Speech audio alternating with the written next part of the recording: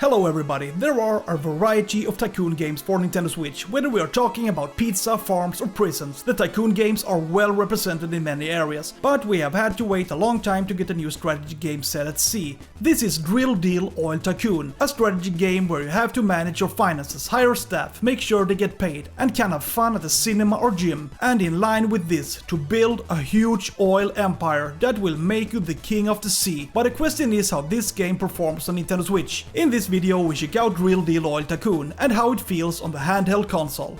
Let's start by discussing how the game is set up. Your goal is to get through a number of missions with different objectives. It can be about destroying mines, shooting down pirates, making sure all workers are well, or simply surviving in difficult conditions. It all starts with a tutorial that explains in a relatively logical way how this game works, but I realized pretty quickly that this can feel extensive. There are a lot of things to keep track of in this game, and to be able to complete the missions, it is an advantage to know how everything correlates. But basically, it's about making money by drilling up natural resources and then sell them in a daily cycle. And this is really where the game gets very complex. And this is because the crude oil that is drilled can be turned into a variety of resources, which can also be sold. We are talking about gasoline, heavy oil, sulfur, solid fuel, lubricants, ethylene, asphalt, BTX aromatics, sulfuric acid, isooctane, jet fuel, benzene, propylene, and plastic.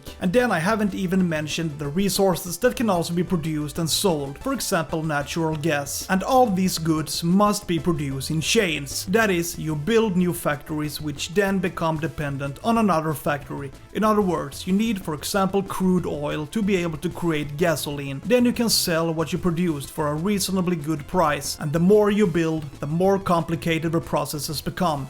Almost to the point where I finally lost track of what I was doing. I had so many upgradable factories running at the same time that I almost ignored some and concentrated on the ones I considered the priority at the moment. And to all this there is a well-developed technology tree. It is divided into 4 categories: production, maintenance, employee care, and employees. In production, you unlock new factories, which is done by paying a sum of money. The factories can in turn be upgraded, which means that you get access to new goods, but also that it can be more expensive to operate, especially when hiring better staff and more labor.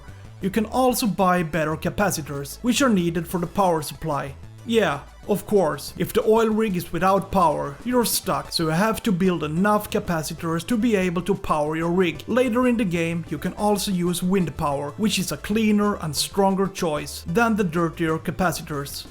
I would argue that one of the game's big challenges is learning and getting used to how everything is connected, and at the same time keep track of your budget so you don't go bankrupt. The big expense is paying salaries, and eventually you need to hire a lot of staff, which costs a lot of money, and the better they are at their job, the more expensive they are. But you also have to take care of your workers. If you screw up their well-being, they do a bad job, which can lead to their death. Therefore, you have to do a lot of things. You have to build enough housing, you have to have a hospital, make sure that there is a kitchen, and that there are other facilities that raise their standard of living. For example, a cinema or a gym. The good thing, however, is that most things take care of themselves. Once you set up a facility and place a worker in it, you don't have to do much more than make sure that they have access to what they need to feel good.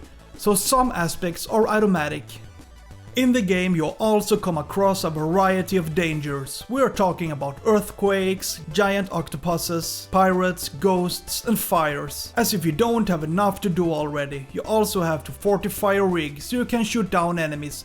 What is good, however, is that it's possible to choose a speed. In this way you can prepare for possible dangers, but it can also be an advantage to play at a lower pace if you want to expand. In this way you can think about how everything should be placed without having to stress. So overall, I think this is a pretty fun Tycoon game that offers a lot of different choices and the opportunity to expand your little rig into a big empire. Actually, it is a little bit addictive, but this game is hardly perfect. There are things that definitely affect the experience negatively, at least on the Nintendo Switch. The bigger your rig, the more the game is affected by lag. I built a big rig and noticed that I could barely complete certain steps because the game was completely frozen. It also doesn't seem like you can cancel by pressing B, When you are in a menu, you have to press B to cancel, which is also clarified.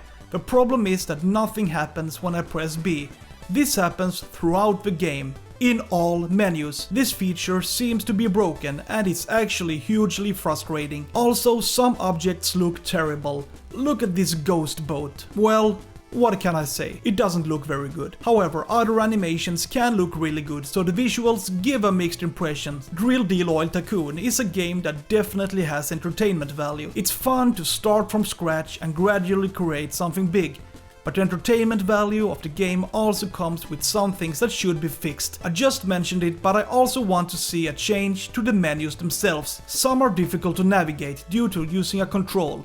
Which makes me wonder, is this a game that should actually be played on PC? The game is available on Steam, and maybe it's a version of the game that works very well. I don't know, but on the Nintendo Switch, something has to change for this to feel 100% satisfying. Basically, a fun game, but there is potential for improvement. Feel free to subscribe to my channel. I review new games every week. Have a nice day. See ya!